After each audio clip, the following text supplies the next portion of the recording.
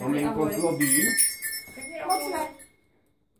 Taky vem bedne. Mikuláš, tam je Anděl, hele, tady jsou přestíky. Ahoj.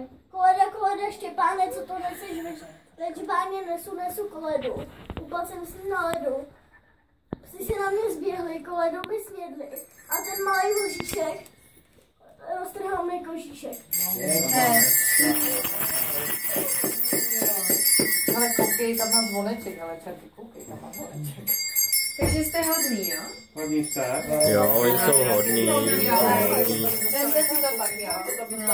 Ale tady Anděl ti něco přines taky i s Mikulášem. Pavle, pojď sem.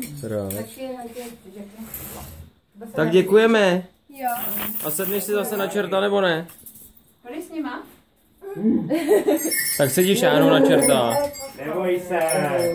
Já nechci na ně. Tak se otočte, podívej. Jsou ošklivý. To já jenom natočím. No, aby si večer. Dobrý. Tak děkujeme a přijdete zase příští rok? Jo. To je jasný. No ono to chce vždycky, že jo?